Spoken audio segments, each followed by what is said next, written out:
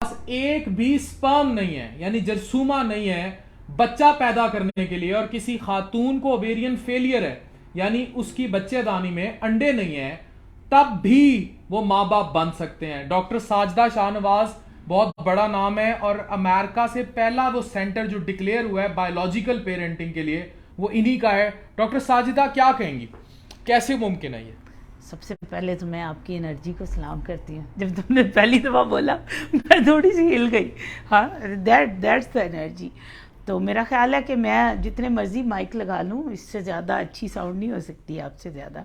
Any how, सबसे पहले biological parenting की हम अभी बात कर रहे थे। जब कभी अपने ऑडियंस को हम बताने लगे कि बायोलॉजिकल पेरेंटिंग क्या है, तो लोगों में सबसे पहले सवाल आता है कि क्या सरोगेसी है, कोई स्पर्म डोनेशन है। मेरी सबसे पहले आप लोगों को मैं ये बताना चाह रही हूँ, बायोलॉजिकल पेरेंटिंग का मतलब है कि आपके पास स्पर्म भी नहीं है, आपके पास एग भी नहीं है, लेकिन आपकी अपनी बॉडी, आपके अपने डीएनए का बच्चा मुमकिन है। ये है बायोलॉजिकल पेरेंटिंग। तो मैडम, हमारे यहाँ to be very frank, surrogacy के नाम पर भी, सरोगेसी एक डिफरेंट चीज़ है, वो हम उस पर भी बात करेंगे।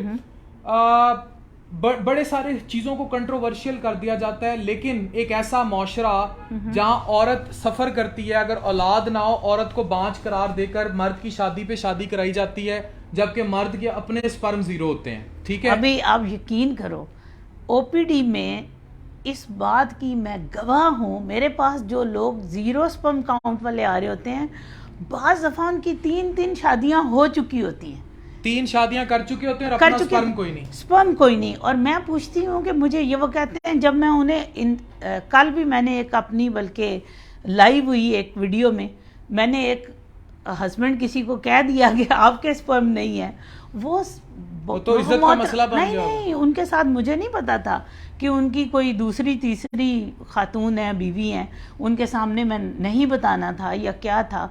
उन्होंने इतना माइंड किया, उन्होंने कहा नहीं जी मेरे तो स्पर्म काउंट इतना था।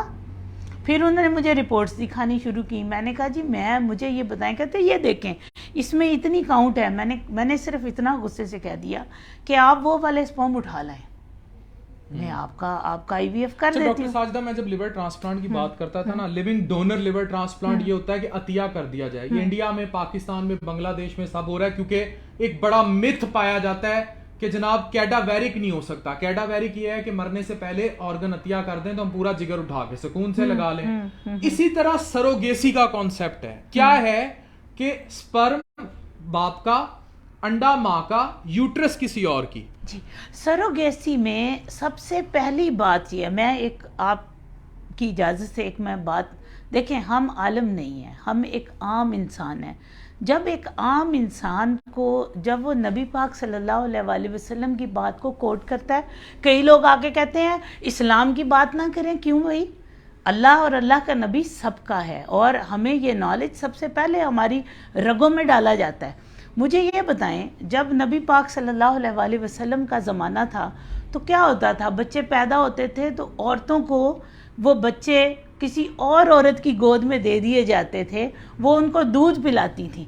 जो औरत अपने बॉडी फ्लूइड से, ये ट्राई टू अंडरस्टैंड मैं क्या कह रही हूँ, कि बॉडी फ्लूइड से एक और औरत उस बच्चे को पालती थी, तो वो औरत जो बॉडी फ्लूइड से बच्चा पालती है उसको भी माँ करार दे दिया गया।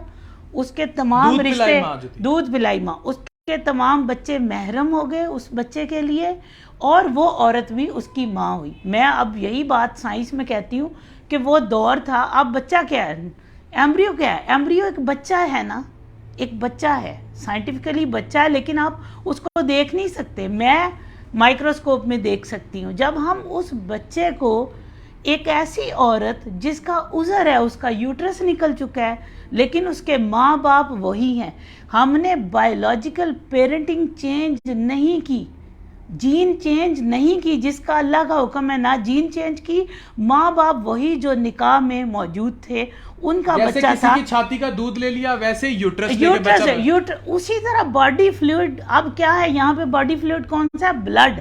वो दूसरी औरत अपने ब्लड से उस बच्चे को सींच रही है। अब वो बच्चा बिलोंग करेगा अपने माँ बाप को, और जिस औरत ने अपनी बॉडी में सींचा उसका भी वो बच्चा, यानी दूध कि अगर पिलाई वो माँ। दूध पिलाई माँ, ठीक है। बड़ा इसमें जबरदस्त कौन सी concept। ऐसी कबाहत है? ये बात मैं बताने के लिए मैंने उलमा कराम को काफ़ी लेटर्स भी लिखे हैं और मुझे बड़े अच्छे रिस्पांस भी आ रहे हैं, और पाकिस्तान इंशाल्लाह में न जाने कितनी तलाकें इस बात पे हो जाती हैं, कितने घर उजड़ जाते हैं औरत को बांझ डिक्लेयर करते हुए, जबकि ये अगर कर लिया जाए तो शायद कितनी जो है घर बच सकते हैं। अफान, आज आपकी बातों से ना एक बात मुझे याद आ गई, मैं आप ये कहना चाह रही हूँ, जितने लोग मेरी वीडियो सुन रहे हैं ना, याद रखिएगा, आज मैं बहुत बड़ी बात कह रही हूँ। वो बात क्या है कि औरत कभी भी बांझ नहीं हो सकती। कितनी बड़ी जिम्मेदारी है जो मैं आपको बता रही हूँ। कैसे नहीं हो सकती? देखें, अगर एक औरत, उसका बच्चा नहीं हो रहा, ठीक है, और वो तो कैसे बांझ नहीं हो सकती? हालांकि आप तो बड़ी आसानी से लेबल करते हैं। अगर उसका बच्चा, उसके अंडे नहीं बन रहे, उसको स्टेम सेल करके भी बच्चे हो सकते हैं। अगर उसका बच्चा हर तरह से नहीं हो रहा, तो वो क्या हो सकती है? वो किसी और औरत के बच्चे को लेकर दूध पिलाएगी तो वो उसकी रज़ाई माँ कहलाएगी। तो औरत बांझ कैसे हो सकती है? कितनी आसानी से हम औरत को कह सकते हैं। क्या किसी मर्द को ये इख्तियार है कि किसी और मर्द के बच्चे को लेकर अपने बॉडी फ्लूइड से सेंच दे और वो बाप बन सके? लेकिन हमारा माशरा क्या कहता है? औरत बांझ, औरत बांझ। अल्लाह ने ऐसा कानून बनाया कि औरत तो बांझ हो ही नहीं सकती। वो तो बच्चा नहीं भी पैदा कर सकती तो वो अपने बच्चे, किसी और के बच्चे को दूध पिला के भी उसकी माँ बन सकती है। This is very important. अपनी सोच को बदलें। सरोगेसी को रज़ाई माँ का नाम लगा। बिल्कुल, मैंने इस पे करने में, देखें, लोग इस पे बोलते नहीं हैं। लोगों को डर लगता है कि हमें मौलवी फतवा लगा के मारना दे। ऐसा है ना, हमारा माशरा ऐसा है। आप मैं आज एक बात करने लगा हूँ कैमरे पे और शायद ये थोड़ी सख्त बात हो जाए। हम डॉक्टर्स हैं ना, कभी आप ऑपरेशन थिएटर में आए, हमारे लिए जो पेशेंट है ना वो इतना मुकद्दस होता है। जैसे जब हम ऑपरेशन थिएटर में दाखिल होते हैं, डॉक्टर के लिए ऑपरेशन थिएटर एक इबादतगाह जैसा है। और जब हम हाथ लगाते हैं, इतना तकद्दुस होता है उस चीज़ का। तो ये खातून ने मुझे पिछले दिनों बुला लिया कि वो आपकी फ़ैन है, मिलना चाह रही हैं। मैं उनके कमरे में चला गया। वो कम अज़ कम भी मेरे से उम्र में बड़ी थी, डबल होंगी। वो थी एज ग्रुप में तकरीबन 50-55 के करीब। मैंने उनका हाथ पकड़ के तस्वीर खिंचाई। मुझे वजाहत देनी पड़ी कि ये खातून मेरी बड़ी बहनों जैसी हैं और ये मुझे उस पे भी फतवे लग रहे थे। हम किस माशरे के बासी हैं भाई? अफान, मेरी बात यार देखो, जो पेशेंट है ना, मैंने हमेशा ये बात बताई है कि मेरा पेशेंट चाहे 70 साल का भी है ना, वो मेरा बच्चा है। ठीक है, हमारे लिए हमारा पेशेंट जब तक बच्चा नहीं बनता ना, हम उसको ओन नहीं कर सकते। ये एक डॉक्टर का और उसके पेशेंट का एक रिलेशनशिप है। आप इसको, मैं खुद एज ए एंड्रोलॉजिस्ट जब मैं मेल के स्टेम सेल करती हूँ, आप सोचिए कि मेरा असिस्टेंट उनको कवर करके मुझे बुलाता है। मुझे कभी याद नहीं हुआ कि मैंने किस किस बच्चे का किया है। मुझे कभी याद नहीं होता कि इनकी एज क्या है। मैडम ये पढ़ रहा था कि इवन टेस्ट, अगर स्पर्म काउंट 0 भी आ रहा हो तो वो टेस्टिकल से भी स्पर्म निकालने का कोई तरीका है? जी, बायोप्सी, हम वो बायोप्सी करके, कई लोग ऐसे खुशकिस्मत होते हैं जिनमें ऑब्स्ट्रक्टिव एजोस्पर्मिया हो। अगर ऑब्स्ट्रक्शन की वजह है तो डेफिनेटली हम उसमें निकाल सकते हैं। Coming to another point, Pakistan में एक और बहुत बड़ा मसला है और वो मसला है कि पाकिस्तान में बात की जाती है। फिर मैं एक बड़ी बात करने लग रहा हूँ। अफसोस के साथ औरत का सुबह वलीमा होता है, उसे कान में पूछ रहे होते हैं हो गया, और उससे बात कह रहे होते हैं अगली बात, अल्लाह तुझे बेटा दे। शर्म नहीं आती। और हमारे यहाँ एक और जो बहुत बड़ी की जाती है, वो बच्ची बेचारी बैठी होगी, कभी कभार खुदा की कसम मुझे शर्म नहीं आती, मैं अपनी बहन के साथ बैठा होता हूँ और वो आएंगे, ताली मारेंगे, कहेंगे जोड़ा बड़ा प्यारा है, और उसके बाद अगली दुआ उसको, भाई तुम लोगों ने सारी जिंदगी खुद जेंडर अनआइडेंटिफिकेशन फेस की है, और मतलब हिजड़े की बात कर रहा हूँ। हाँ। और दुआ दे के जाएगा बेटे की, और बाज़ औक़ात सगी बहन को दे जाता है भाई के साथ बैठे। ऐसा माशरा है, शर्म नहीं आती। हम किस माशरे के बासी हैं? और मैडम इसको फीमेल्स कितना सफ़र करती हैं फिर पेरिफेरी में, सोसाइटी में। इस स्टिग्मा का क्या करें? स्टिग्मा, मैं आपको बताऊं, स्टिग्मा फीमेल खुद सफ़र करती है अपनी वजह से। आई एम सॉरी, मैं फीमेल होके ना, नहीं ना, मैं बताती हूँ। फीमेल, मेरे पास कितनी फीमेल आती हैं जो फीमेल आके मुझे कहती हैं डॉक्टर साहबा ये तो मुझे पता है कि मेरे मियाँ का प्रॉब्लम है, उसकी 0 स्पर्म काउंट है, लेकिन मैं ना अपनी सास मेरी मुझे बड़े ही ताने देती है। मैं उसको ये पूछती हूँ, तुमने सास को क्यों नहीं बताया कि तुम्हारे बेटे का प्रॉब्लम है? डॉक्टर साहब देखें ना, अल्लाह का भी हुक्म है ना, पर्दा रखें। ओ भाई, मौलवियों ने सारे हुक्म तुम्हें ही दे दिए, पर्दा रखना है, दुनिया के आगे रखो भाई, पर्दा रखना है, लेकिन उसकी माँ और बहनों को तो बता दो जो रोज़ आपको ताने दे रही हैं।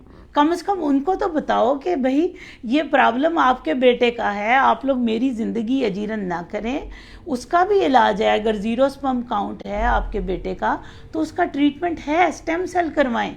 यही तो वो चीज़ें हैं जो आप लोगों ने माशरे में आगे लोगों को देनी है।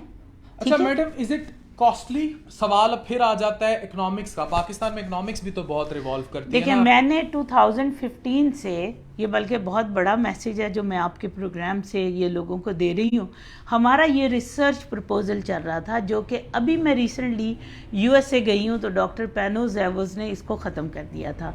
मैंने अभी उनसे रिक्वेस्ट ली है और मैंने जून तक इसको मज़ीद चलाया। रिसर्च प्रपोजल का मतलब था कि अपनी मदद आपके तहत आपका स्टेम सेल होगा, यानी patient that he will pay only medication charges, क्योंकि हमारे पास कोई एनजीओ नहीं है जो इसको फंड करे। एनजीओ को करना चाहिए, नहीं कर रहे। वो पेशेंट खुद से फंडिंग अपनी मेडिसिन खुद मंगवाएगा और सिर्फ 30,000 पाक रुपीज़ जो यहाँ पे हम टीम के लोग बुलाते हैं उनका, और $1,000 की किट है जो वहाँ पे वो जमा करके अपनी मेडिसिन मंगवाते हैं। ये तरीका कार जो है वो कम से कम भी जब ये इस्टेब्लिश हो जाएगा जून में, तो आप यकीन कीजिए इसकी कम से कम 20 लाख पाक रुपीज़ इसकी कॉस्ट है। ये रिप्रोडक्टिव स्टेम सेल की, जो अभी हम अपने पेशेंट को सिर्फ $1,000 में। $1,000 का मतलब है बहुत ही दो सवा दो लाख, वरना 20 लाख इसकी कॉस्ट है। अच्छा madam, coming to another very stigma, Pakistan में बच्चे पे बच्चा पैदा कर दिया जाता है, औरत की मर्जी नहीं जानी जाती। आप गायनाकोलॉजिस्ट हैं, आपको पता है, और साथ इतना ज्यादा जबरदस्त आपका जितना पाकिस्तान में आईवीएफ इस पे काम है, इनफर्टिलिटी पे किसी का भी नहीं है। औरत की मर्जी नहीं है, 4 हीमोग्लोबिन की औरत पेट में बच्चा लेके बैठी होती है। और ये देखें, आपने तो एक ढेर ही देखा होगा ऐसी औरतों का। तो कौन बताएगा इनको कि औरत की मर्जी जरूरी है? बाहर के दुनिया में अगर आप अपनी बीवी के साथ भी बगैर कॉन्डम के सेक्स करते हैं, उसकी इजाजत के बगैर, वो मैरिटल रेप में आता है।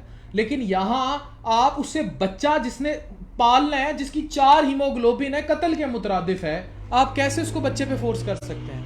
ये इतना खूबसूरत सवाल है कि मैं समझती हूँ कि इस पे ना इंसान की दुखती रग पे कोई बंदा हाथ रख दे ना, तो वो ये बात है कि इस चीज़ को करने के लिए कौन बदलेगा? आप बदलोगे, मैं बदलूंगी, हम लोग ही तो बदलेंगे ना।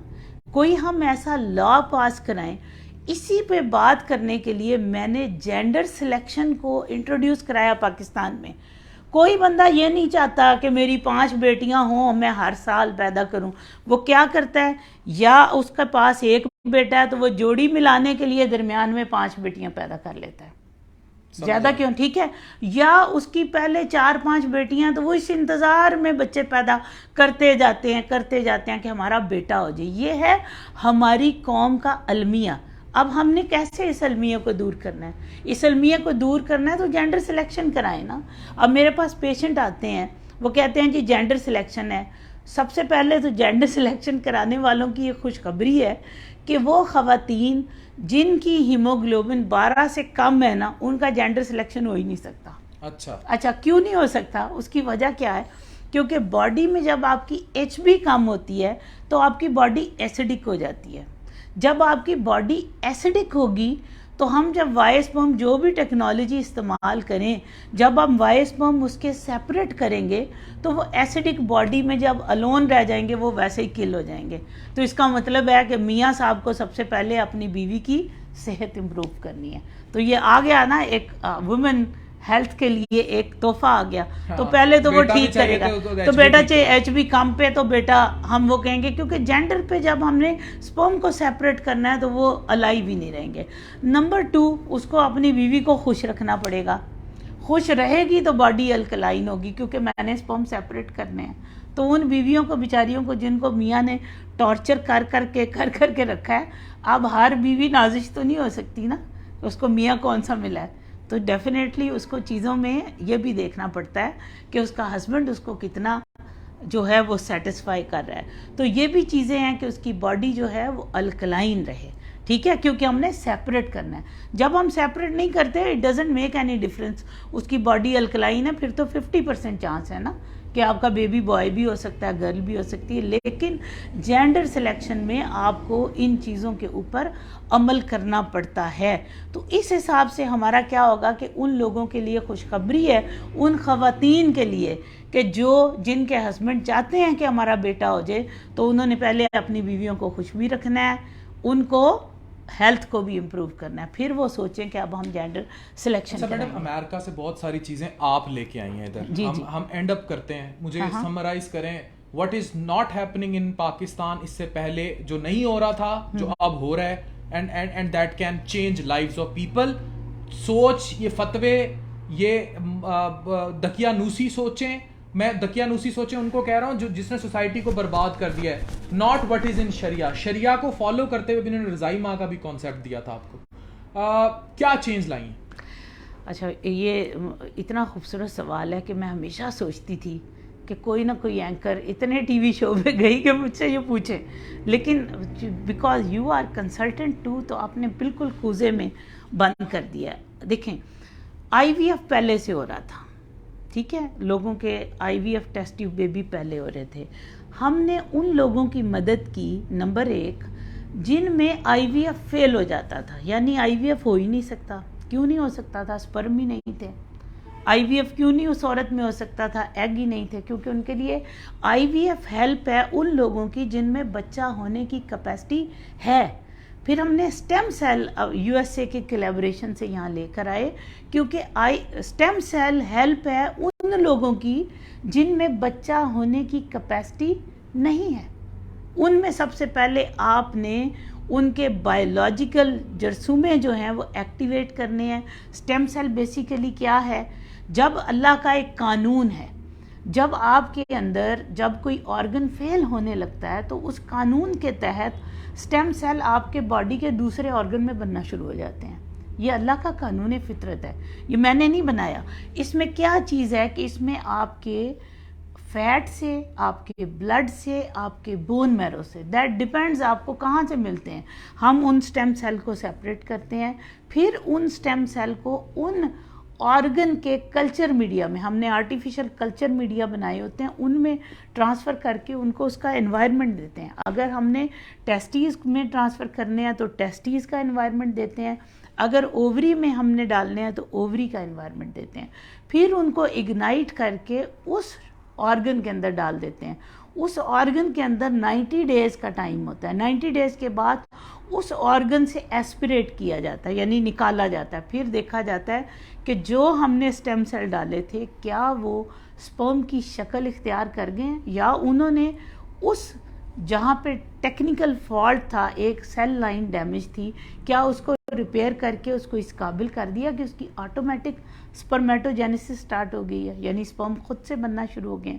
ये है वो तरीक़ाकार जो हम पाकिस्तान में उन जोड़ों के लिए लेकर आए हैं जिनको पहले बायोलॉजिकल पेरेंटिंग की फैसिलिटी नहीं थी, यानी कि वो खुद से अपना बच्चा पैदा नहीं कर सकते थे, उनके अंदर एबिलिटी नहीं थी। Stem cell baby. इसके अलावा हमने जेंडर सिलेक्शन के 2 तरीके, PGD तो ऑलरेडी था, अभी भी ऑलरेडी और सेंटर भी कर रहे हैं। PGD के अलावा माइक्रोसॉर्ट और स्पर्म सॉर्टिंग टेक्नोलॉजी थी जो हम लेके आए हैं। इसके अलावा एक ISSF है, that is called in vivo selected sperm filtration. ये 2 तरीके ऐसे हैं जिनमें आप बगैर IVF के भी आप अपना जेंडर जो है वो सिलेक्शन कर सकते हैं, स्पर्म को सॉर्ट कर सकते हैं। Cheaper than PGD? चीपर है, एज कम्पेयर टू चीपर भी हैं और मोर नेचुरल, यानी कि उसमें इतना इन्वेसिव नहीं है। मैं इनको नॉन इन्वेसिव मेथड कहूँगी, जो कि ख़वातीन ज़्यादा उनके लिए एक्सेप्टेबल हैं, कपल्स के लिए भी। सही। डॉक्टर साजिदा शाहनवाज, कोई लास्ट मैसेज आप देना चाहें?